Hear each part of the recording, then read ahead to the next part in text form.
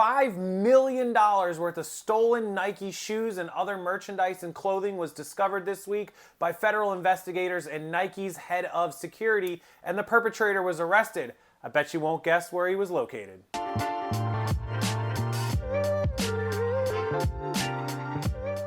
Yeah, welcome into the channel, everybody. It is Friday again, February 2nd, 2024. Welcome in, welcome. $5 million, stolen Nikes, bam, bam, bam, bam. I'll put the screenshots up. Stolen shoes mainly and accessories. A gentleman from Memphis, Tennessee was discovered in, drumroll please, California, Hawthorne to be exact, which is near LA, with a warehouse full of stolen merchandise. And he was actually discovered and arrested by local police. The FBI is working on it, and Nike's head of global security also helped the authorities to locate not only the stolen merchandise, but also apparently he had prototypes, one-offs, unsold items. Guys, listen, there is a way for people to go to retail arbitrage, to go to the Nike outlets. We have 3 Nike outlets within like an hour and a half drive of our area. And we are able to stock up and buy shoes that you can resell for a profit. My neighbor does it. At any given time, he has 200 or 300 pairs of shoes at his house or in his Escalade, or taking them to his warehouse to ship to Amazon. He's an Amazon FBA Nike seller. He is approved and ungated. It's pretty rare, but he's got access to sell all that stuff, and he constantly is spending $10,000 and $15,000 and $20,000 a week to go buy shoes and ship them to Amazon and rinse and repeat. It is wholly possible to retail arbitrage it, to Nike outlet it. It is not possible. It is not possible. Please listen to me again. To have millions and millions of dollars in Nike shoes that you just happen to get, unless it's nefarious. It is almost impossible unless you are a very special person or a special company that's dealing directly with Nike. This would be rare.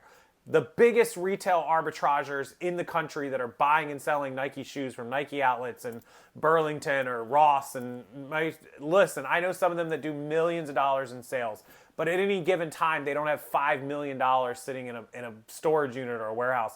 It's rare. Is it possible? Yes. Like I said, there's probably a few that are that size that do it. But on top of all that, even if you're one of those guys that has millions of dollars, and my neighbor does millions in sales, and at any given time, he might have $20,000, $30,000, $40,000, $50,000 at his house or his building, and then they ship to Amazon, and they're at Amazon's warehouse. Even at Amazon's warehouse, I bet he's got a few $100,000, but not even $1 million. And he does millions in sales. It's just rotating, right? You don't have prototypes. You don't have one-offs. This is an inside job. This is somebody working with somebody that was either at Nike, formerly at Nike, works for Nike currently, or has a source at Nike, or somebody that knew how to get a hold of Nike's shipments stolen from trucks, box trucks, semi-trucks, the trains. We remember last year where we saw the trains where people, when the trains would stop, they would raid the trains and there'd be ripped up boxes. I'll put a screenshot up for you guys. That's the only way that this is possible, but either way you break it down, it leads to stolen goods.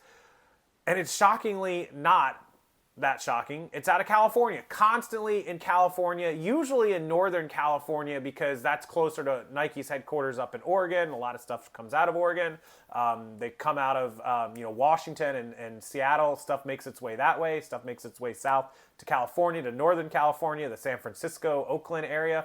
I won't say any names or mention anything off topic, but every time I see a report about sketchy, shady Nikes, it's always out of Northern California, and I guess sometimes it makes its way to LA, to Southern California. So interesting story. What do you think about this? This is what hurts our business and hurts everything.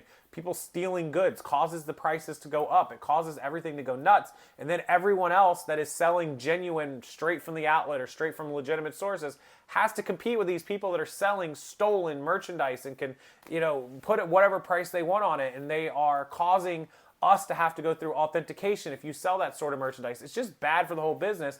And then I saw a post about this story on Instagram that apparently the guy that was supplying the guy or whatever is like a legitimate business. And I'm like, yeah, I get it. That's legit. They're a seller. But if you're getting that flow of merchandise from a guy, if somebody showed up to your door every day with 50 brand new sealed iPhone 15s, you should immediately go, wait a minute, whoa, like this doesn't feel right. And a lot of people are like, oh no, he's legitimate, he's a wholesaler, he's a dealer, a distributor, he's an upstart guy.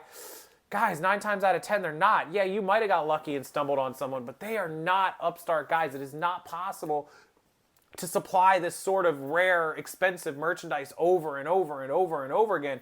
These relationships don't work and don't happen with guys selling stuff out of the trunk of their car in a parking lot in LA or delivering to a storage unit or a warehouse in LA. It just doesn't happen. You have to use common sense. I was in the cell phone business for years and I saw guys pop in trunks with tons and tons of cell phones, and I knew exactly what they were doing and what was up. So no different in the shoe business, no different in, I saw a story about stolen jerseys, like basketball jerseys and football jerseys.